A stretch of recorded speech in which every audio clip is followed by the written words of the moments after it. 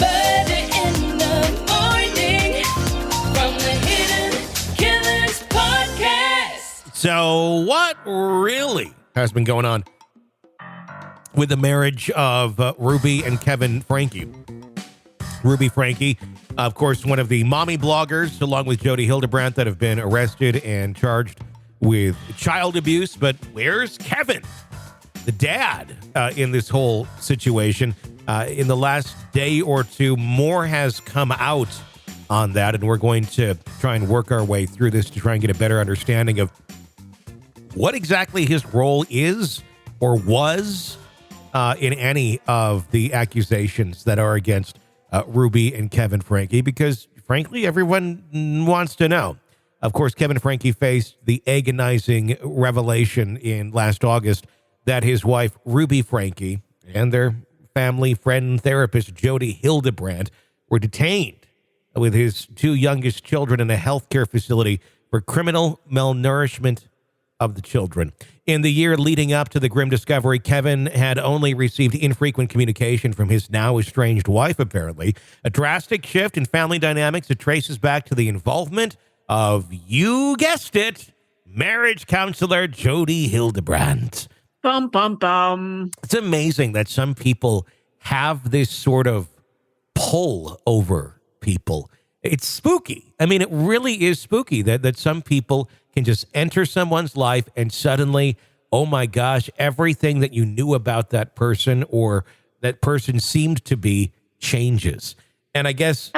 But haven't you known like really charismatic people where you just look at them and it's like, my goodness, you could rule the earth if you tried. I know, but Jodi Hildebrandt, have you seen some of her stuff?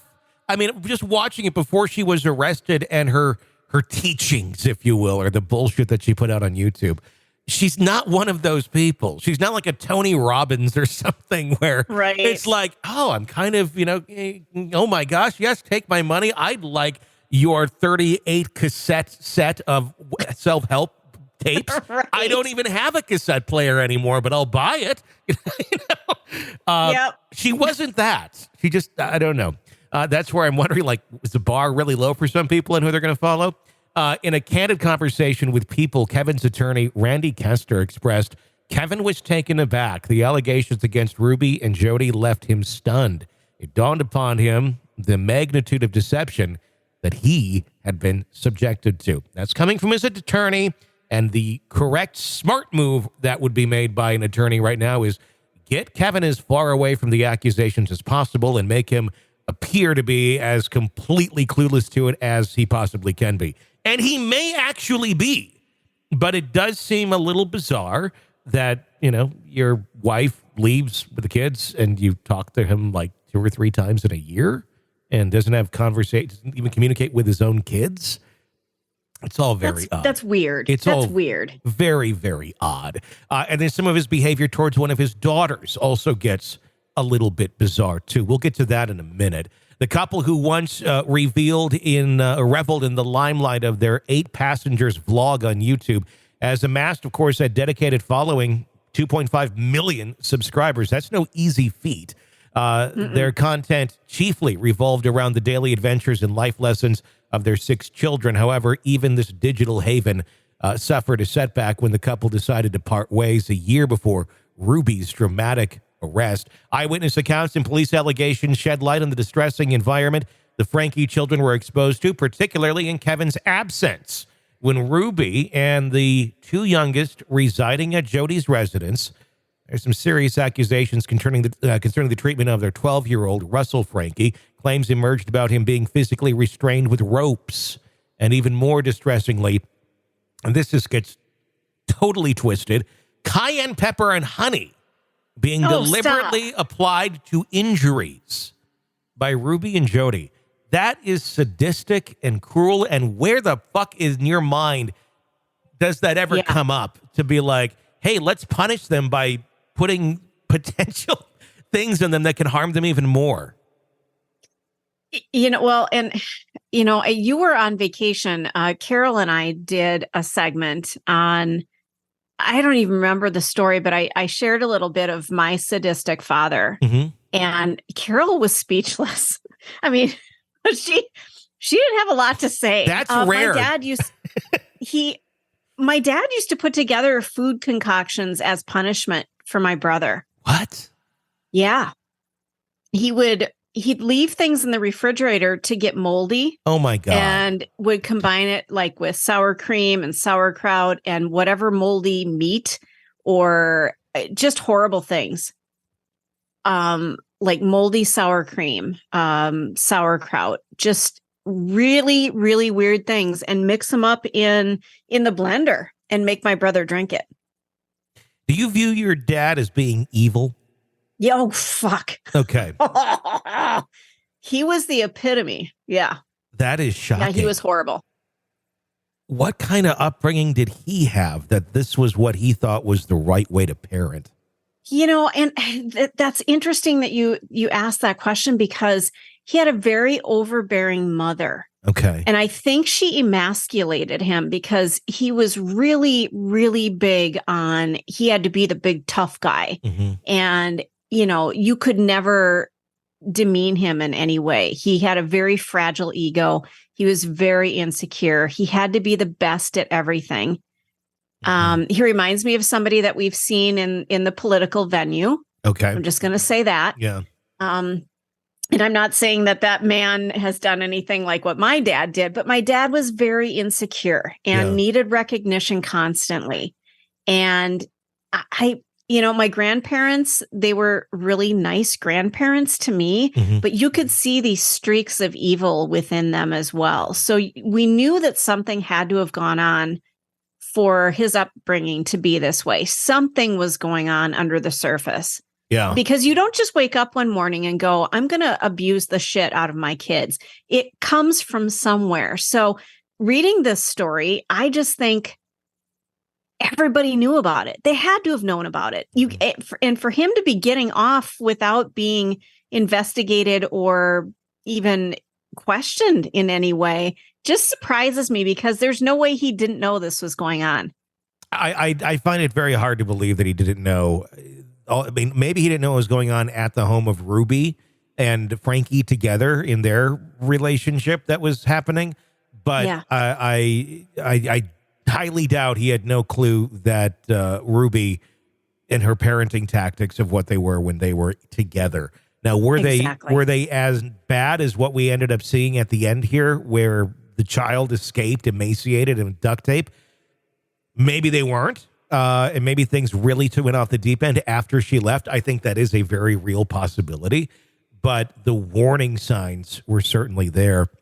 But at the same point, it does make you wonder, was it criminal, though, or was it just strict parenting? I'm not talking the abuse that they're being charged with. I'm talking prior to that, when Kevin actually saw it. And so where do you draw the line, though, between really strict parenting and abuse? That's where I start scratching harming my head, the child. because I've seen abuse.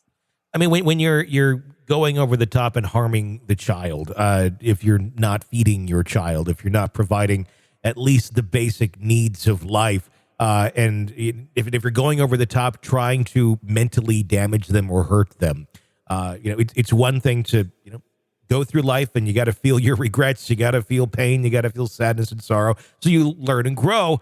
But if you're really going out of your way to put those things and those feelings into your child for no real reason, that's abuse. Yeah. I mean, it's one to let someone learn from their mistakes. It's another to create the mistakes and then pour honey and cayenne onto it. Ugh. Essentially. Diving deeper. But that is sadistic. It is completely sadistic. It's evil. It is evil. I'm just wondering how much of it she did in front of Kevin and how much of it was her and Jodi, like, yes, let's do this, in this evil little cult thing Jodi had going on. Diving deeper into Hildebrandt's background reveals a checkered professional history. She commenced her association with the Frankies in 2021, prominently specializing in sex addiction. Jodi faced reprimands from state authorities back in 2012. Owing to an improper relationship with a client. The very year following her personal battles of a divorce, strained ties with her children, Jodi launched Connections. Her venture, as advertised on her website, pledges to empower individuals to thrive in relationships. This from someone who just went through a divorce and has strained relationships with their children. Let me teach you how to empower you and thrive in your relationships because I know what I'm doing. I mean, it's an example I would give of who the fuck would take this serious. Back in radio, what we would have our bosses, we would have consultants, we'd have our bosses would do something called air checks, where they listened to our performance on the air and then critique and criticize, and in the right conditions with someone who's talented, has skill and sense, it can be very helpful. When it's at the hands of someone who sounds like trying to find a nice way of saying this. A disabled Pee Wee Herman on the air, and really has the mindset of a child predator, probably maybe even had been. And that's the person critiquing you.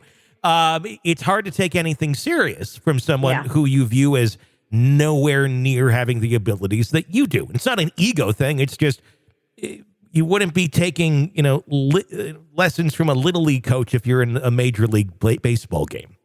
Well, and it goes back to the saying, those who can't teach.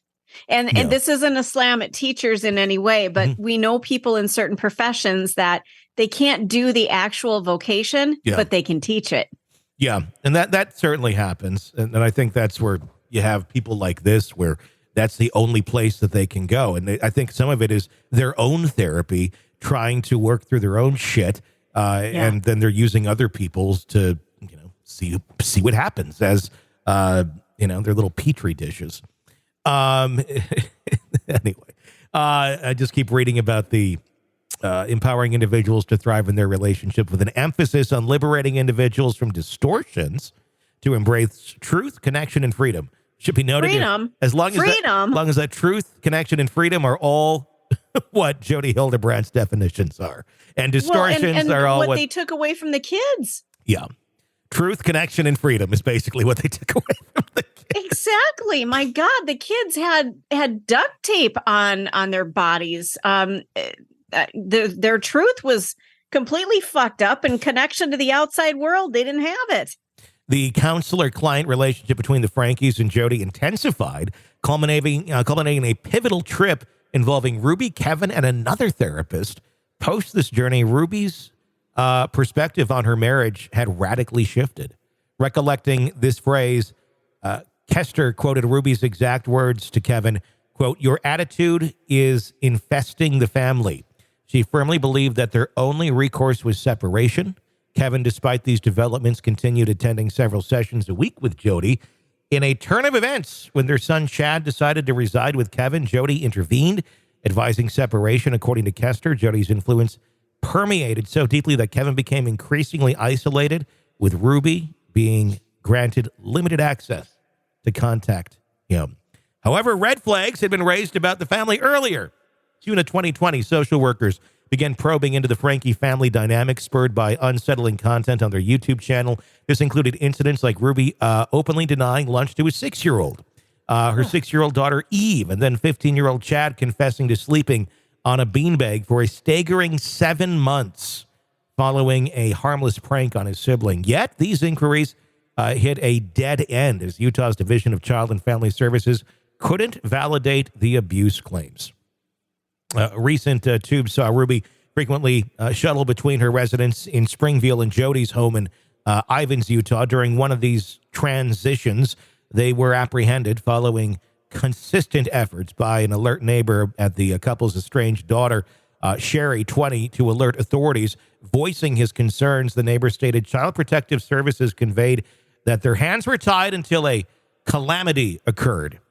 And that's always how it goes. We'll do something as soon as somebody is injured or killed. Yep. Then we'll step in. The fire's burning. We can clearly see the fire, but and it's not for, I think, the will or the desire for a lot of CPS to step in earlier. They legally can't, because that's our broken system. They can't.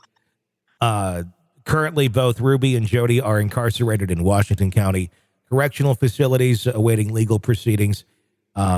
It's interesting. It's going to be very interesting to see how accountable Kevin is for some of this and where it's all going to go.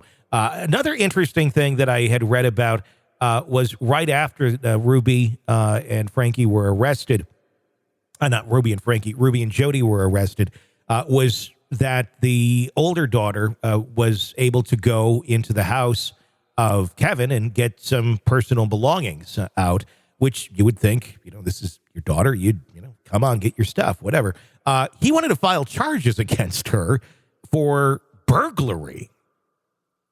Wow. Even though, and they requested, I believe, someone from CPS or some sort of police escort to get stuff out of the house.